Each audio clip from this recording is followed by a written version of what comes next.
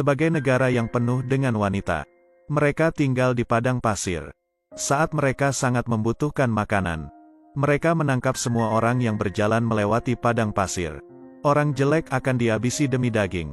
Jika yang tampan, mereka bisa menyimpannya untuk bercinta. Jadi setelah gadis-gadis ini makan daging pria ini, mereka akan terlihat pudar. Hari itu, Tiu Min sedang berjalan di padang pasir dan ditangkap oleh anggota suku. Hari ini mereka menangkap banyak pria. Semuanya diikat ke tiang.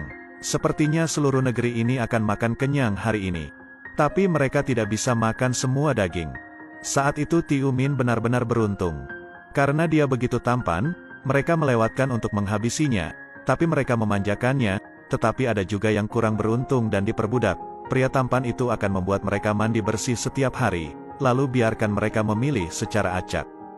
Karena Tiu Min adalah yang paling tampan, jadi dia membuat ratu kerajaan dan semua gadis melihat mereka.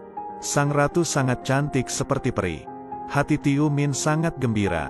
Ini adalah hal yang luar biasa, tapi dia benar-benar meremehkan ratu. Belum lagi jelas sang raja memiliki kekuatan super. Keesokan harinya, Tiu Min harus melawannya agar bisa pergi. Kakinya yang gemetar hanya bisa berjalan terengah-engah. Tiu Min memang seperti itu, tapi tetap saja menjadi incaran para gadis lain. Meskipun para wanita ini tidak seberani sang ratu, tapi ada begitu banyak orang, hanya dalam beberapa hari, Tiu Min menyadari bahwa hidupnya tidak jauh dengan kematian. Dia lumpuh dan jatuh ke tanah. Mereka melihat pria tampan itu sebagai babi mati. Seketika itu juga ia menggunakan tongkat untuk menyodok Tiu Min. Tiu Min merasakan sakit di sekujur tubuhnya. Hanya dengan sedikit sodokan dan dia terus memanggil, tetapi Tiu Min bukanlah kasus terburuk. Meskipun sakit, ia juga bahagia.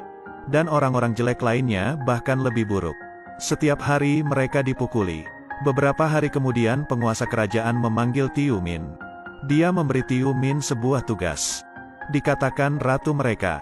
Dia ingin Tiu Min dan ratu melanjutkan garis keturunannya. Ratu kami membutuhkan beberapa putri untuk mewarisi tahta nanti. Bawa Tiu Min selama 2 bulan. Dalam waktu 2 bulan itu harus membuat ratu hamil. Jika gagal menyelesaikan tugas tersebut langsung dieksekusi.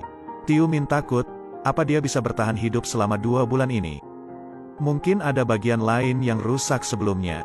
Dalam suku ada seorang guru untuk mengajar anak-anak perempuan. Jadi dia memiliki kehidupan yang sangat baik. Guru mengatakan kepada Tiu Min bahwa bahkan setelah 2 bulan ratu hamil atau tidak, dia juga harus mati.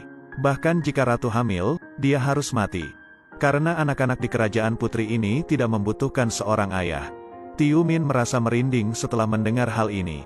Kemudian dia menemukan cara untuk membuat ratu mencintainya dalam waktu 2 bulan ini. Jika dia mendapatkan cinta, Tiu Min dapat mempertahankan hidupnya. Jadi Tiu Min mulai bertindak. Dia membantu ratu memijat kakinya. Ratu tidak tahu bahwa keterampilan memijat pria ini tidak buruk. Dia ingin orang-orang di suku tersebut mencoba keterampilan merias Tiu Min. Tiu Min mengatakan dia bisa membuka toko kecantikan di kerajaan ini. Jadi dia bisa melayani semua wanita di kerajaan. Sang ratu berpikir ide ini bagus. Maka disediakanlah sebuah rumah untuk Tiu Min. Tiu Min segera mulai memperbaiki rumah itu. Rumah itu akan dibuka dalam beberapa hari. Mereka mengantri untuk menikmati layanannya. Pelanggan pertama adalah Mai. Dia terlihat sangat keren. Hanya saja giginya tidak terlalu bagus dan terlalu banyak bulu. Tiu Min mengoleskan lapisan plastik pinus pada kaki Mai. Kemudian keluarlah bulu-bulu yang sangat lebat. Kemudian memakaikan masker dan memijat seluruh tubuh. Akhirnya sang guru datang untuk membantu. Dua mematahkan gigi Mai. Setelah berkali-kali diperbaiki, Mai memiliki penampilan baru. Dia berubah menjadi sangat cantik. Saat itu Mai sangat senang. Dia menggunakan ciuman sebagai biaya layanan. Ada wanita lain di kerajaan yang tahu perubahan Mai begitu banyak. Tuangkan ember dan biaya operasi plastik prabayar. Tiu Min mengalami malam yang berat lagi, tetapi tujuan utama Tiu Min adalah memenangkan hati ratu. Jadi dia ingin ratu datang dan menikmati layanannya. Tetapi ratu mengira dia adalah orang yang paling cantik di dunia.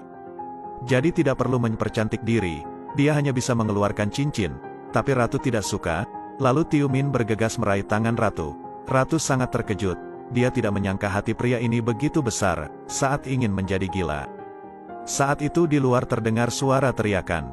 Ternyata dia jatuh ke dalam sumur. Nona kecil bergegas masuk. Semua orang mengira dia sudah mati, karena tidak ada yang tahu apa itu pernapasan buatan. Tiumin memulai pertolongan pertama pada anak itu. Tidak lama kemudian dia terbangun. Sang ratu melihat Tiumin berbeda dengan pria lain. Ada perasaan yang tak terlukiskan di dalam dirinya. Sejak saat itu, sang ratu menjadi lebih baik dan lebih baik lagi dengan Tiumin. Tapi para gadis di kerajaan ingin memiliki bayi dengan Tiumin. Biarkan Tiumin menyehatkan tubuhnya. Anggap saja para wanita ini lebih memilih Tiumin. Maka beban kerja Tiumin telah meningkat pesat. Tapi tubuh Tiumin tidak tahan lagi. Dia hanya ingin pergi. Tiumin dan gurunya mendiskusikan rencana tersebut. Mereka memutuskan untuk menggunakan ratu untuk melarikan diri. Namun, wanita yang sedang berburu itu bertemu dengan suku yang berbeda. Suku ini penuh dengan preman. Mereka hanya menatap mereka. Para pejuang dari dunia wanita tentu saja bukan tandingan para pria tangguh ini. Jadi berlari adalah yang terbaik. Sang ratu sayangnya terluka. Tiumin membawa ratu ke dalam gua. Setelah melalui ini, ratu sangat tersentuh. Dan dia berbicara seperti itu sampai larut malam. Ada beberapa kunang-kunang terbang sekarang. Tiumin segera menangkap lebih dari 10 kunang-kunang. Kemudian dia memasukkannya ke dalam bola terbang. Ini sangat ajaib. Untuk pertama kalinya ratu merasakan romantisme cinta. Kali ini sang ratu tidak lagi menganggap Tiumin sebagai alat. Dia adalah seseorang yang dia cintai. Jadi mereka tinggal di gua selama beberapa hari. Setelah bermain mereka kembali ke suku.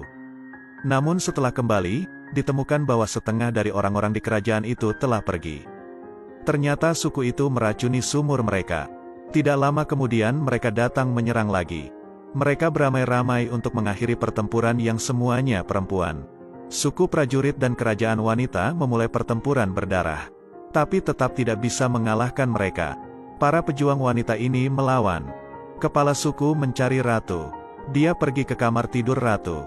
Kemudian membawa ratu keluar. Lalu mereka mulai membagi para wanita menjadi beberapa kelompok. Karena dia yang bertanggung jawab. Jadi kecuali ratu. Dia juga menginginkan 7 wanita cantik lainnya. Dan pejuang lain hanya bisa 2. Untungnya mereka memiliki anak perempuan sehingga cukup untuk berbagi. Saat ini, Tiumin muncul dengan menunggang kuda untuk menyelamatkan ratu. Ratu sangat emosional. Dia tidak menyangka Tiumin rela mati karena dirinya. Tiumin bertarung dengan gagah berani, meski diserang dari dalam dan luar.